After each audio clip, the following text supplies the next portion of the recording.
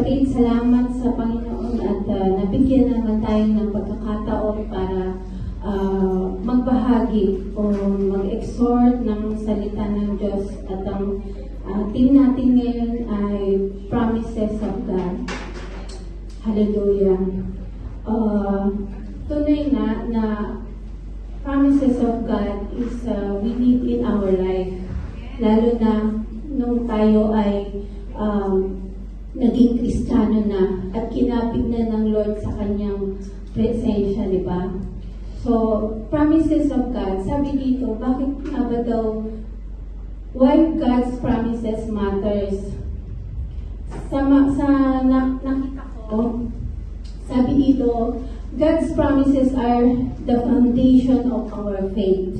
Kung walang tayong pinanghahawakang promises ng Lord, wala tayong hindi ito magkakaroon ng foundation sa buhay natin, di ba?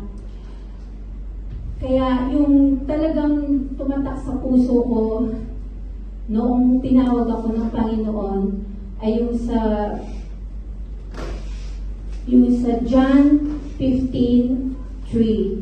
Alam naman natin yun, yung I am the vine and you are the branches. So yung dalawang verse na talagang tumatak sa akin is yung verse 3. Tagalogin ko na lang siya. Sabi dito, nalinis na kayo sa pamamagitan ng salitang sinabi ko sa inyo. Manatili kayo sa akin at mananatili din ako sa inyo. Nung time na yon, talagang sa sitwasyon ko, sa buhay ko, maraming mga bagay sa buhay ko na parang ang hirap i-give up. Alam natin na pag tayo ay tinawag ng Panginoon, kailangan nating magdesisyon para magkaroon tayo ng matuwid na buhay. So, sabi dito, bakit nga ba dapat na magkaroon tayo ng mga promises ng Panginoon? Isa dito rin is ito daw yung nag-a-assure sa atin na sa buhay natin na ang ating buhay ay nasa kanyang mga kamay.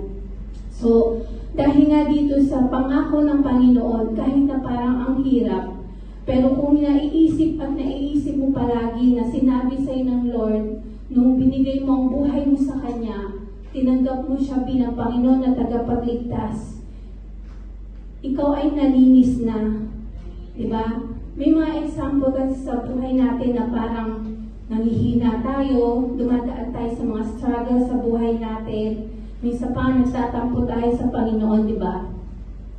Kahit hindi natin yun inaamin, may mga pagkakataon sa buhay natin na nagtatampo tayo sa Panginoon. Lalo na pag hindi natin yung parang hindi tayo tinutugunan sa ating mga panalangin. Pero kahit na anumang mangyari, minsan ito yung nagbibigay sa akin ng paalala na hindi na ako dapat bumalik sa dati kong buhay sapagkat nalinis na ako ng Panginoon. At sinasabi niya sa akin na nilinis ka na nga niya we are brought with a price by the blood of Jesus, na sa ating buhay Kristiyano, kahit na may mga pagkakataon na tayo ay we go on our way, di ba? Sometimes gano'n ang nangyayari, aminin natin yan. Hindi natin mapagkakaila yung sinabi ng Panginoon na binili ka na niya sa kanyang banal na dugo. At yung mga pagsubok na yun ay hindi na dapat yun nagbabind sa'yo na bumalik pa sa dati mong buhay. Dahil nilinis na nga tayo sa pamamagitan ng mga salitang sinabi niya sa atin, di ba? Yun yung mga salita ng Panginoon na dapat natin pinanghahawakan sa ating buhay upang hindi tayo tuluyang marahuyo o mapalayo sa kanyang kawali, di ba? At yung patuloy na sinasabi niya na manatili kayo sa akin at mananatili din ako sa inyo. Yung something na sometimes talaga sa buhay natin parang akala natin, unang-una, di ba, sin separate us from the Lord. Sometimes we thought na pag nagkamali tayo ng something, ay tuluyan na tayo napahiwalay sa Panginoon, pero hindi. God is so good and God is so faithful in His word and His promises na kahit na anong mangyari, sabi nga niya, di ba, pag tayo nagkakasala, bumalik lang tayo sa Kanya. Confess our sins, di ba, sabi niya ganon, at lilinisin niya tayo sa lahat ng mga nagawa nating kasalanan. Hindi lang niya tayo papatawarin, lilinisin niya pa rin tayo. So ito yung promises of God na talagang pinanghahawakan ko sapagkat kahit na anong journey ng buhay ko, dumaan ako, patuloy at patuloy kong panghahawakan na hindi eh. Sabi ni Lord, nilinis niya na ako. And that circumstance, I declare again the word of God in my life. At muli ay nakakabalik ako sa Kanya at binabalik niya muli ako sa Kanyang kawan. Hallelujah! The promises of His word declares freedom from addiction, deliverance from guilt, restoration in relationship, di ba? Nare-restore muli yung ating heart sa Kanya. Kahit na nga minsan simpleng panalangin. Sometimes yung imbis na sarili mong kausapin mo, dapat si Lord lang palagi ang kinakausap mo because wala kang maasahan sa sarili mong understanding, di ba? Yan yung sinasabi sa atin ng Lord, na imbis na sarili natin ang kausapin natin, kahit na munting words lang or something na alam ng Lord, na alam niya na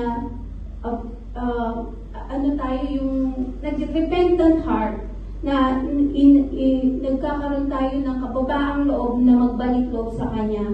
God is so faithful. God is so faithful to His promises to us, lalo na sa mga salita na ibinibigay niya sa atin.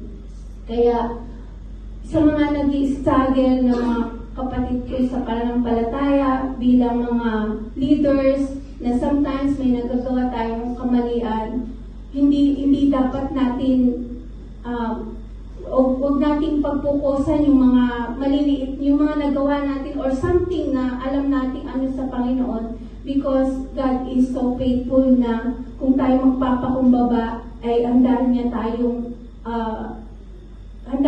tanggapin. Di ba sabi nga niya, hindi niya tinatanggihan ang sino mang lumalapit sa Kanya. Napakabuti ng Diyos, hindi po ba?